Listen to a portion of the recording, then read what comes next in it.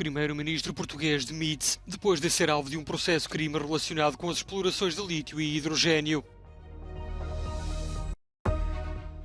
Rei da Jordânia visita a Comissão Europeia para apelar a um cessar-fogo em Gaza, mas Bruxelas não se compromete.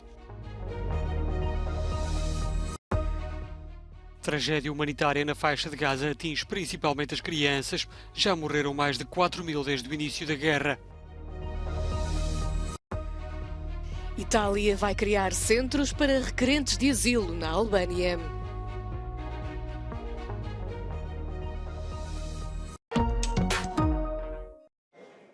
António Costa não resistiu às suspeitas em torno dos negócios do lítio e do hidrogênio verde. O primeiro-ministro português apresentou a demissão e o pedido foi aceito pelo Presidente da República. Em declaração aos portugueses, António Costa disse estar disponível para colaborar com a Justiça no processo crime de que é alvo e afirmou que não seria candidato nas próximas eleições. Entende que a PGR deve dar... Meu entendimento que a dignidade das funções de Primeiro-Ministro não é compatível com qualquer suspeição sobre a sua integridade, a sua boa conduta e, menos ainda, com a suspeita de prática de qualquer ato criminal. Por isso, nesta circunstância, obviamente, apresentei a minha demissão a Sua Excelência, o Sr. Presidente da República. O Ministro das Infraestruturas, João Galamba, e o Diretor da Agência Nacional do Ambiente estão entre os suspeitos e o chefe de gabinete do Primeiro-Ministro foi detido. Os procuradores disseram estar a averiguar a utilização do nome do Primeiro-Ministro e o seu possível envolvimento. Suspeita-se de tráfico de influências e corrupção nos projetos de exploração do lítio em Montalegre e do hidrogênio em Sines. A campanha por um cessar-fogo na faixa de Gaza levou o rei Abdullah II da Jordânia a Bruxelas. Ainda não foi desta que a União Europeia apelou ao fim dos bombardeamentos israelitas, mas nem por isso o chefe de Estado jordano regressou a casa de mãos a abanar.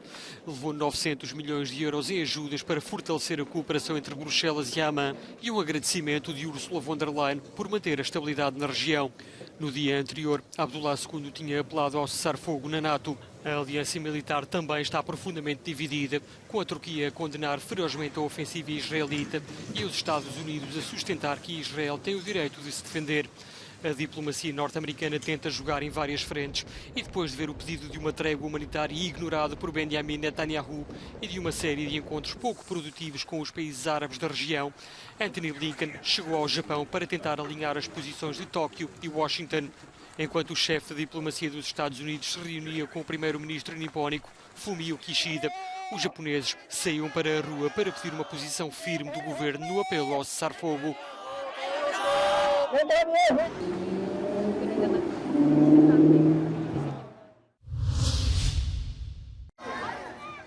As crianças estão no centro de uma tragédia humanitária na faixa de Gaza. Os números do Ministério da Saúde local, controlado pelo Hamas, dão conta de mais de 4.000 crianças mortas desde o início da guerra, a que se juntam mais de 1.500 desaparecidas. A Organização Mundial da Saúde estima que haja 50.000 mulheres grávidas no território e 180 partos por dia, em condições muito complicadas. Children now under intense bombardments all day and night. They are lacking food, water, electricity, medicine, everything. And on top of that, without electricity, you can't imagine the horror and fear they are living when it's completely dark and the only sound they hear is just the sound of bombardments.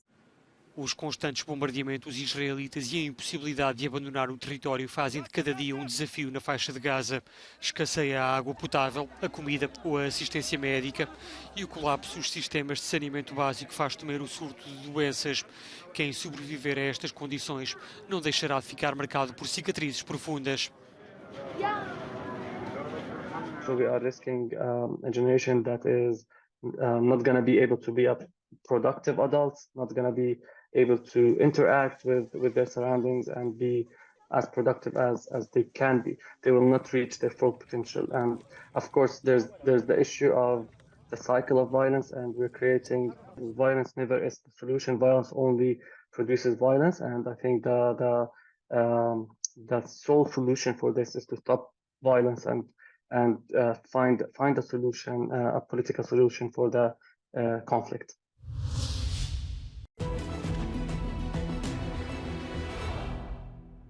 Russian Defense Ministry reported that its forces foiled an attempted Ukrainian drone attack on Tuesday morning, shooting down drones over the Black Sea and the annexed Crimea.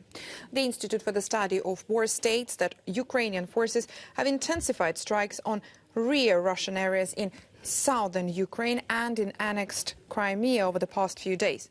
Geolocated footage from the 4th of November confirms that Ukrainian forces hit the Russian Askol missile carrier, a Kirkuk-class corvette that the Russian Black Sea Fleet launched in 2021 at the Zaliv shipyard in Kerch, east of Crimea.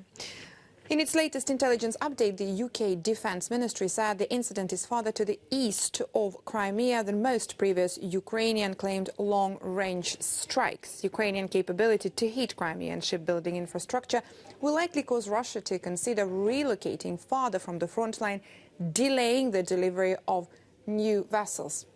After a series of Ukrainian attacks in September, Russia has been relocating some naval ships from the main base in Sevastopol in annexed Crimea further east to Novorossiysk, there it is in Russian Krasnodar region, and to another location in southeastern Crimea, to Feodosia, there it is. The two ports are on both sides of the Kerch Strait, connecting eastern annexed Crimea with the Russian mainland.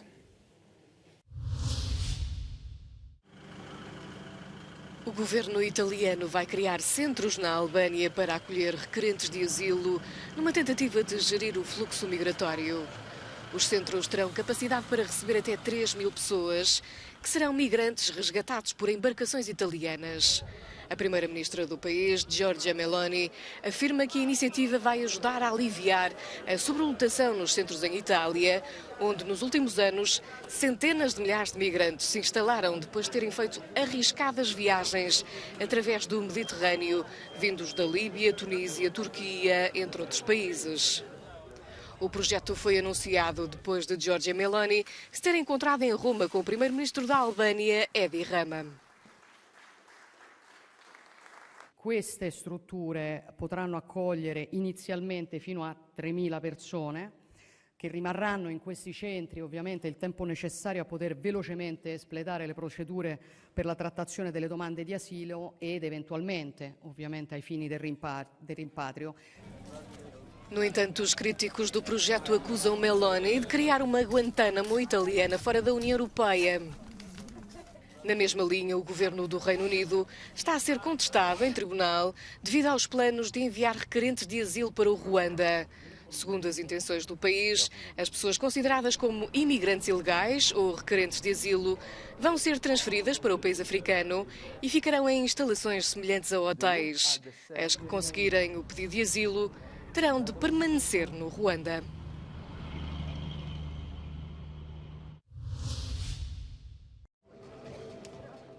As autoridades italianas ordenaram a apreensão de mais de 779 milhões de euros da plataforma de aluguer Airbnb no âmbito de uma investigação sobre evasão fiscal. A Procuradoria de Milão acusa a Airbnb de não recolher um imposto sobre os rendimentos de aluguer recebidos pelos proprietários durante o período de 2017 a 2021. A legislação italiana obriga a plataforma norte-americana a cobrar um imposto de 21% sobre os alugueres de curta duração.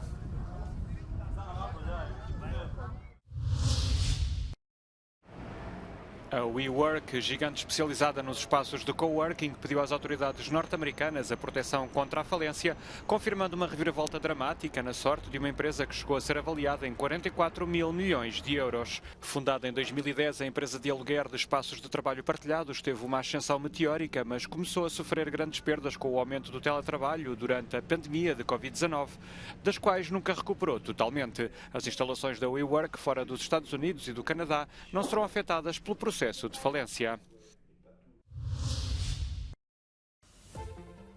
Já são conhecidos os nomeados para a 36ª edição dos Prémios do Cinema Europeu, que juntará a elite da 7ª arte do velho continente em Berlim no próximo dia 9 de dezembro.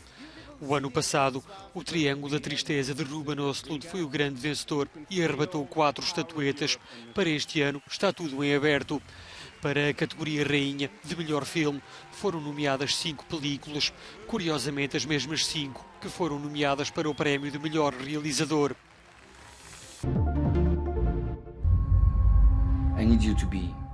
Anatomia de uma Queda, de Justine Triet, é um sério candidato, até porque já foi distinguido com a Palma de Ouro em Cannes. O filme foi nomeado para 4 categorias, incluindo Melhor Atriz. Sandra Hüller teve um ano excepcional e foi duplamente nomeada. A atriz alemã está na corrida também com a sua prestação em Zona de Interesse. O filme de Jonathan Glazer é um dos mais badalados de 2023. Venceu o prémio do júri em Cannes e mereceu uma ovação de 6 minutos por parte do público presente.